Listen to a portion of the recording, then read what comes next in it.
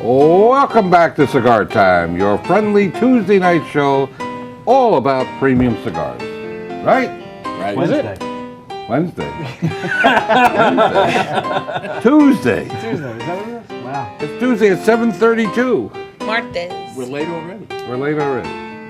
Okay, we want to thank all of you for your cards, letters, and pies, and we appreciate that. Especially the Boston cream is my favorite, so, please, we have enough peach and apple. Any Really? chocolate? And I have to work with these Does people. the phrase punch drunk mean anything to We're very humbled and honored to have Larry Palumbo back. Yay. Nice to see you back. Great to Good be here. to see you. Those of you who've been watching the last couple of weeks know that the largest cigar company in the world cannot make a move without Larry. He is He's the everything about the leaf, and we hope we've been educating you the last couple of weeks, and we hope Larry will finish with a big flourish and educate us all a little bit more. Right, Larry? I'm here. I'm going to try my best. That's all we want to you? A hear. maestro among maestros. Yep. They're like a king of kings, Only better. a man of men, or men of men. Don't get him started. Or something. The lovely Miss T will tell us all about our cigar today. Our cigar is the Romeo by Romeo y Julieta. The wrapper is Ecuadorian Habano. The binder is Dominican Cuban seeded or Piloto. And the filler is a Dominican Piloto and a Dominican Olor. The sizes are Robusto, Pyramid, Toro Churchill, Bocados, which is a petite Corona, and a Bocado Gordito, which is a Wow. bigger, small but bigger size. The taste Small but is bigger? Yeah. Okay. It's a fat little cigar. Small but bigger. The taste is spicy. The strength is, I would say, more on the fuller side. And it's a dark, rich, oily, and very robust. So this is actually one of the stronger cigars that Romeo makes. They're normally known for their mild to medium, and this one is by far their strongest. Yes? Yes? Absolutely. That was the idea behind it. Thank Yeah. you. All right. I know more than you. Well, don't stop now. Tell us some more about it. All right. One of your babies, I know that. Yeah, it's Oh, my. is this his Actually, baby? it's my favorite cigar that we make. Wow. Romeo always had a reputation as being a sort of a mild to medium-bodied cigar, and the company wanted to sort of break the mold. And we set out with that in mind, that we wanted to make something that was more robust, more flavorful, and I think we've done a great job. This is as I said, it's my favorite cigar. It has an Ecuadorian Cuban seed wrapper. It's what we call upper priming. It's from the top of the plant. It's a dark, oily, heavy leaf, which imparts a lot of flavor into the cigar. The binder is a Dominican, what we call Piloto Cubano. It's a Cuban seed that was brought from Cuba actually in about the 1962-63 when the embargo went into effect, and cigar manufacturers in the U.S. had to find other sources for cigar tobacco. So the DR was really the first country that a lot of the old Cuban growers that left Cuba went to the DR, and they started raising this Piloto Cubano. It's basically a filler tobacco, and it's a binder tobacco. So we're using the binder on this particular cigar, and the filler is a mix. It's all Dominican. There's no Nicaraguan in it, and it is Piloto.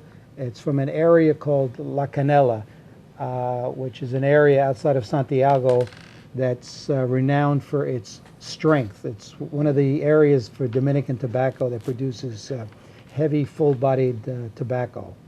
And we blend it with Olor, which is an old traditional Dominican seed that's been grown on the island for, I don't know, a long, long time. It's a completely different leaf. It's much bigger in size. It's narrower, and it's a spicy tasting tobacco. Not many manufacturers actually use Olor tobacco, but we use it both as a binder in some of our other cigars as well as filler. So I was really surprised when we developed this that we came up with a cigar that has this much strength and spiciness to it, with primarily Dominican tobacco with the Ecuadorian wrapper. And I don't know if you guys have tried this, but I think it's really a great cigar. didn't this get it's got a very high rating in Cigar Aficionado, the top. 94? It was the number 3 cigar of Number the 3? year. Yes. The pyramid Yes. was, right? Yeah. Yeah, That's So we were pretty- very pleased with that. Yeah, you- I bet. And that was right after it was released. Was Correct. it the year number 1? The first year it came out, it was the number 3 rated cigar. Congratulations. Yeah. Yeah. Yeah. Mazel tov. Thank you. What? that's my line. Pretty good for an Italian. Yeah, Hey, right. really? I know, that's why I looked at him. Hey, muzzle though. Actually, that year, I think either the number 1 or 2 second, or the second rated cigar was the Cuban. So this was That's right. number 2 outside of Cuba. Right. Oh, wow. But Oh. it really helped to change the image that Romeo had in the marketplace. Yeah, being a mild to medium cigar. Correct. And this really has some flavor and spiciness to it. Now, I'm going to guess you've made countless trips to about every tobacco growing country in the world. Would I be safe in assuming that? Correct, right. Because I buy not only tobacco for premium cigars, but I buy it for, we make a lot of mass market cigars like Dutch Masters, El Producto, which utilizes tobaccos from really all over the world, like India. I've been to India, Indonesia, Germany, Italy, Argentina, Brazil, Paraguay, Colombia, Ecuador, all through Central America, the DR. Years back, we used to buy even tobacco in Jamaica. I have to ask a question just between the two of Yes. us. Have you ever been to Cuba? No, I have not. Okay. How about Connecticut? But I've been to Miami. So Okay, that's close. That's close. That's There's more close. Cubans in Miami than in In Cuba, anyway. Probably, yeah. Do you have a favorite wrapper or a favorite flavor tobacco or something from a country that you like the flavor of the most? Well, wrappers, I'm very partial to Ecuadorian wrappers. Oh, forget it. Okay? Go ahead, you two. It's either That should Cuban- set you off. Me too. Ecuador produces 3 types of wrappers. It's Connecticut shade, which is the seed that was grown in Connecticut. It's now being grown in Ecuador. Sumatra seed and a Cuban seed. Those are the 3 seeds that are. Ecuador is unique in that the climate is very cloudy. So you can grow wrapper tobacco without the benefit of shade, the cloth to filter the sun. We have a farm in Connecticut that grows Connecticut shade, and there we sort of tent the fields with a cheesecloth that filters about 40% of the sunlight out, and it also traps the heat and humidity under the tent, which makes the tobacco grow very fast and produces a thin tobacco. Actually, it was the Dutch. The history of Connecticut shade goes back to the late 1800s when the Dutch were the primary suppliers of cigar tobacco, and they had a big market for tobacco in the U.S., so they tried to duplicate the growing conditions of Indonesia in Connecticut, and that's where they came up with this idea of tenting the fields to create a cloudy environment and also trap the heat and humidity. And that was done probably at the turn of the 1900s, somewhere around there, where they first experimented with it, and they've been doing that since the last 120 years now. Which brings up an interesting question again. Yes. I think I came up with a pretty good question last show. It was all right. Red letter day. I know, right? That's okay.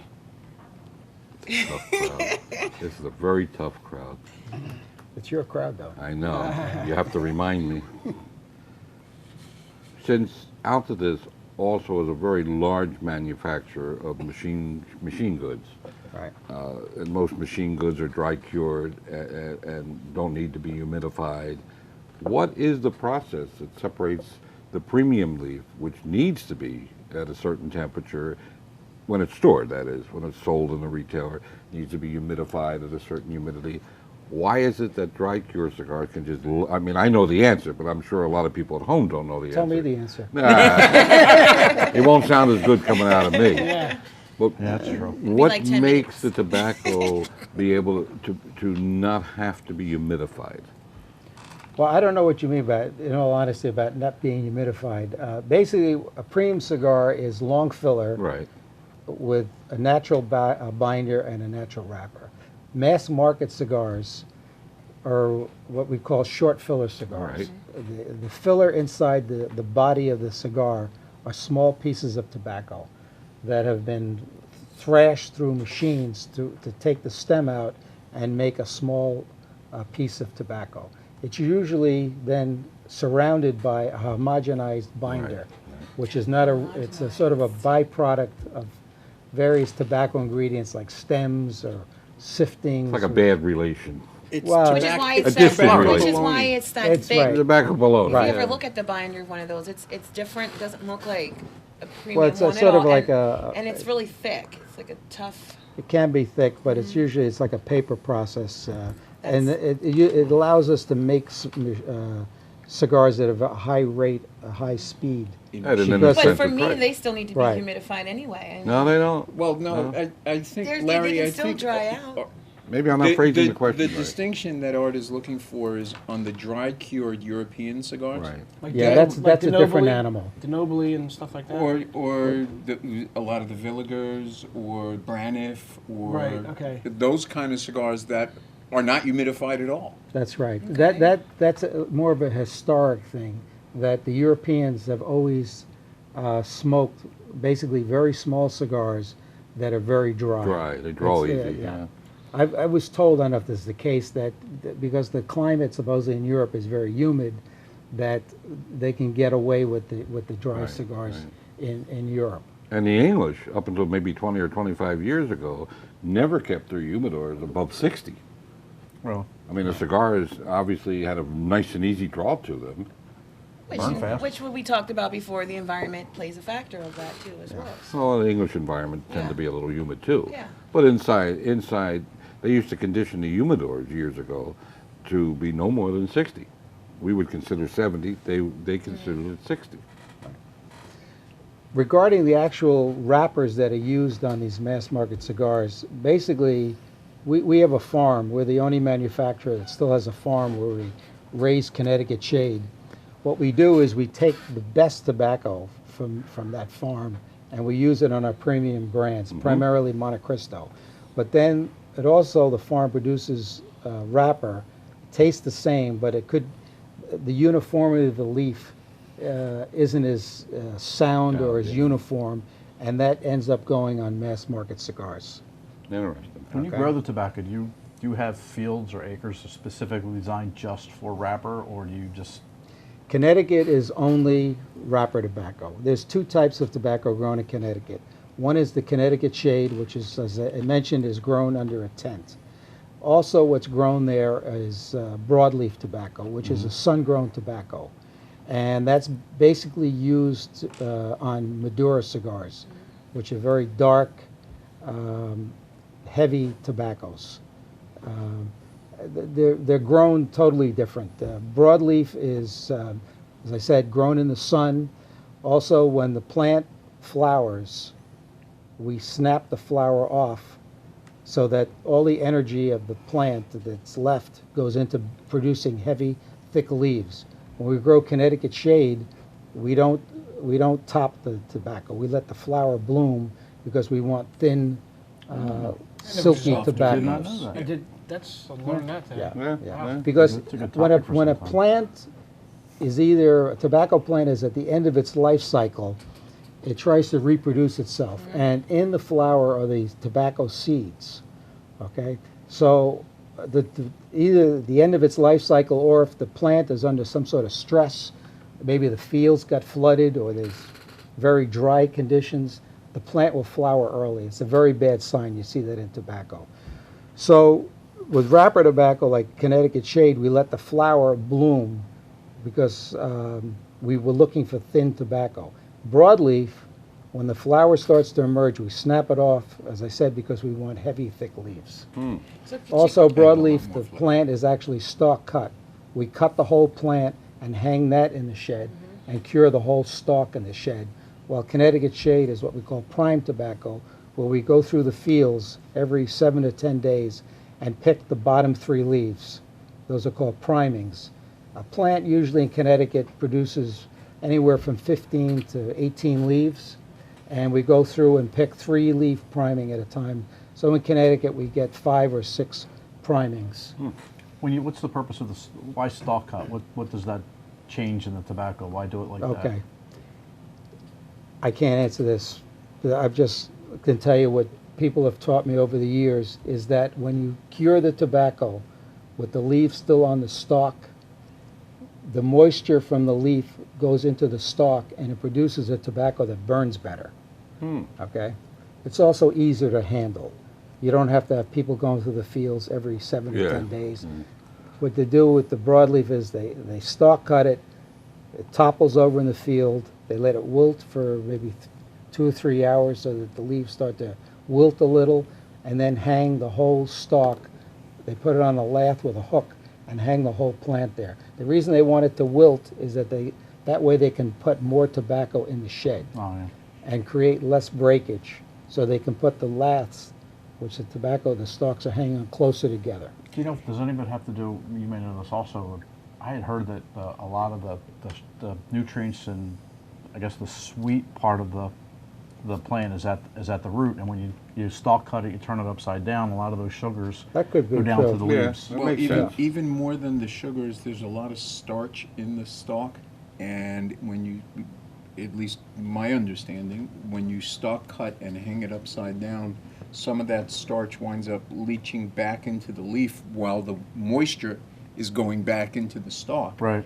And the more starches and sugars you get into that leaf, the more fermentation it has to eat on and develop flavor. Yeah, okay. The advantage, obviously, of picking the tobacco by priming is that you pick the leaves when they're at the proper maturity. So, but you go through the field, say, 5 or 6 times, you're picking those 3 leaves at the point where they're properly matured on the plant. Okay. When you stalk cut it, you have different stages of maturity on the plant. Right. Most cigar tobacco is primed. There are some areas where it's still stalk cut, basically Connecticut, also Pennsylvania, Lancaster County, that area, that's also stalk cut, as well as Wisconsin. Wisconsin is primarily used for chewing tobacco. The years ago, 40, 50, 60 years ago, was also used in some cigars, but basically now it's not, it's basically used for chewing tobacco. Is that a relatively new thing, the stalk cut, or has it been done No, for that's ages? that's old. been done Yeah. for a long, long time. The Ecuadorian swamp tobacco is also stalk cut. Is it? Well, I think it's time to go around the panel and, Start over there this time. all right, we'll I didn't start. think more Start about me. this one. Well, everyone that knows me knows I'm not a huge Romeo y Julieta fan because of the Dominican tobacco. I'm not a big fan of that. But I'm actually enjoying this cigar. As soon as I lit it up, I got that bold, robust flavor. It's not a Maduro, but it's really sweet. It has like a sweet finish to it Yeah. for some reason, right? And I like that. It's like I said, it's dark, rich, oily, and this is my favorite cigar out of the Romeo y Julieta line. So I like Scott? I agree with the sweetness. Interesting wrapper. It's kind of rough. I don't know Thick. if Thick. thick. yeah, I was gonna say I don't know if toothy is the right word, but yeah, it's a rougher. It's thicker. I think that's where you get a lot of the spiciness and the flavor from. I like the cigar a lot. I would have to agree with you that it's probably my favorite Romeo. Yep. Yeah. Rob? I can't say it's my favorite.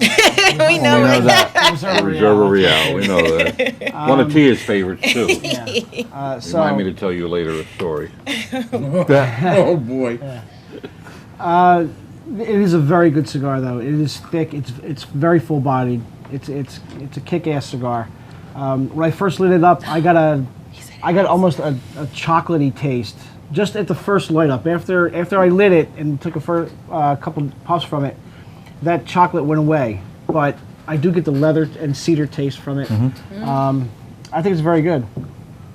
And I'll finish it off. No, No, I'm go going to ahead. finish it off because You are going to finish it? no, I have to do 100% about face. Uh-oh.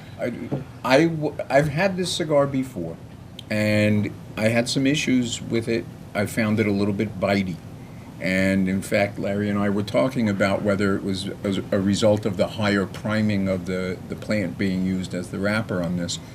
But I got to tell you, sitting here, it's not bitey at all. It's very rich.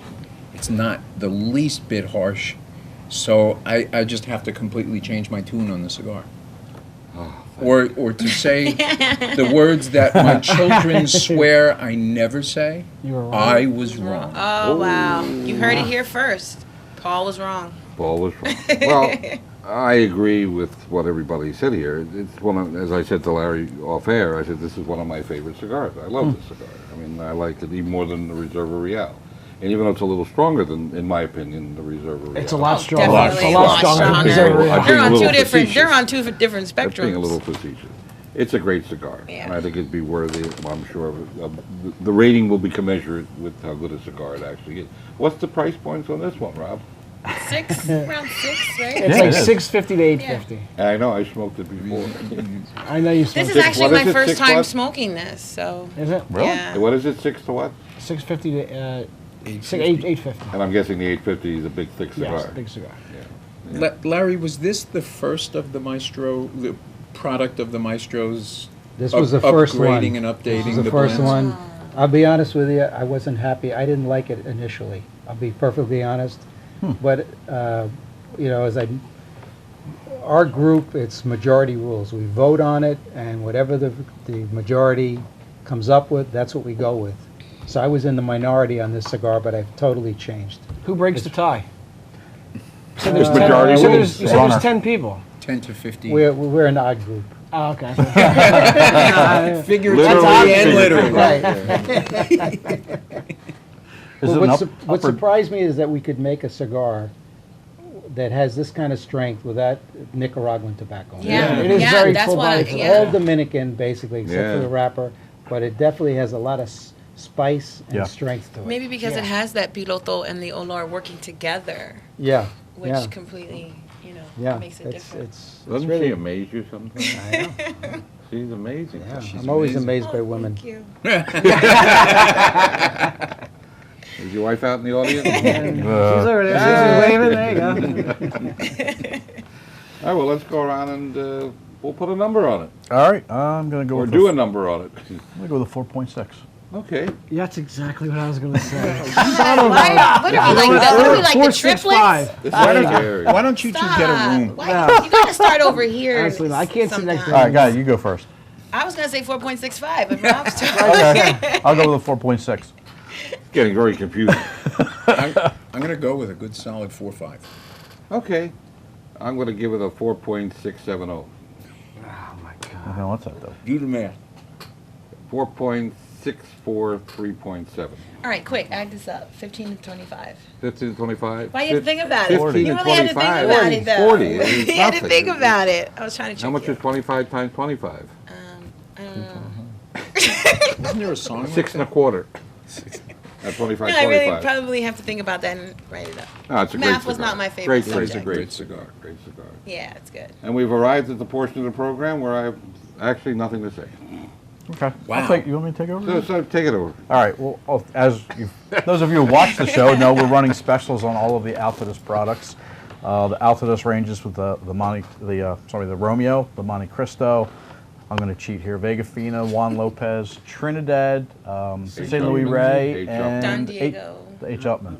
Or Onyx. the H. Upman.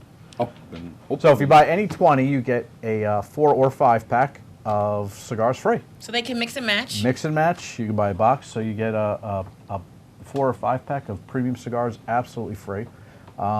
If you want to go with 10, you get the same pack for $9.95. If you buy 5 cigars, you get the same pack for $19.95. and Plus- there's a minimum value of these packs of at least $30-some. Yeah, they're premium cigars. It's an absolute great deal. That's all the brands we've been discussing. Yep. And we're going to have events this week, actually here in Horsham from 12 to 3. Horsham again.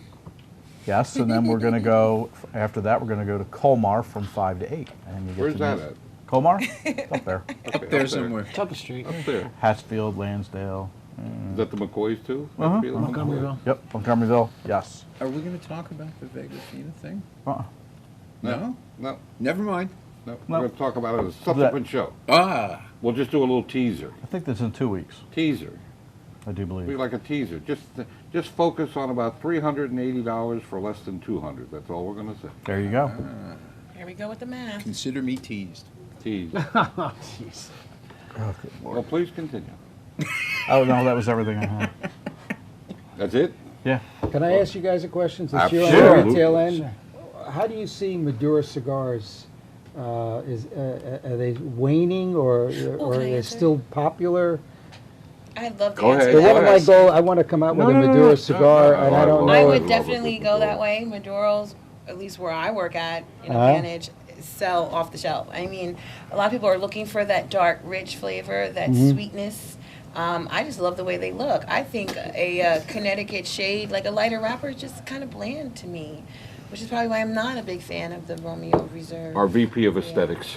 Right. I'm a huge Maduro fan. Anybody knows, the first thing I pick up is a Maduro before I think one of anything else. the things is, I don't know if it's waning, I just don't know that there's a whole plethora of really good Maduros out there. True. There That's are part of few- the problem. And There I are a think few that come to I mind, think a Puro, like a maybe like a Nicaraguan Puro in a Maduro is like one of my favorites. I love that. It's just Part they of the all have the problem same is the flavor all part of works the problem together. is so many manufacturers, take the easy way out with a Maduro.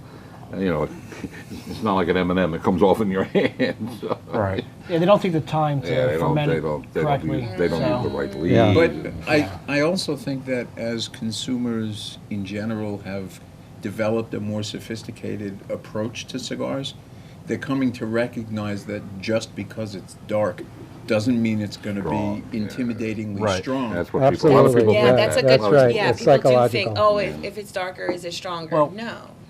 Most of the and I cigar, think they're starting to understand that. but a lot of the cigars that are dark are strong. It just doesn't have anything to do with the fact that it's dark. Or it has nothing to do with the flavor, because remember, strength is completely different from flavor. Right. So And dark and Maduro are two different things. But Larry, you certainly Yeah. can remember when Yeah, we this were is dark. younger, the cigars were green. I mean, Candela. AMS or Candela. now see, I love a Candela. I think that has flavor. Well, that's not most people's taste.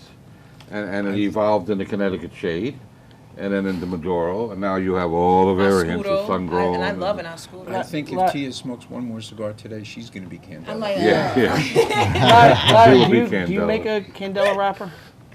We actually buy a lot of Candela wrapper, but it's from mass market Yeah, I cigars. figured that. Okay. But nothing on your premium side. No. You don't use No. any Mexican tobacco, or do you? Yes, we do. We use Mexican Marron, the wrapper. Oh, Some okay. of our brands. Okay, Yeah. I wasn't aware of that. How about Colombian tobacco?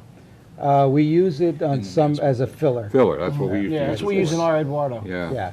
It's a very it's a good tobacco to blend with other tobaccos. Yeah. Okay. It's It not doesn't much have a by lot of itself. character of its own, but it burns very It's well. easy, yeah. And it just blends with other tobaccos. Here we go. It Yeah. flew by. Not enough of Already? I barber can't poles. believe how this half hour goes so fast. Need more barber pole cigars. Time to say goodbye, guys and We had a gals. great guest, that's why. Life's too short to smoke cheap cigars. Hi, Mom.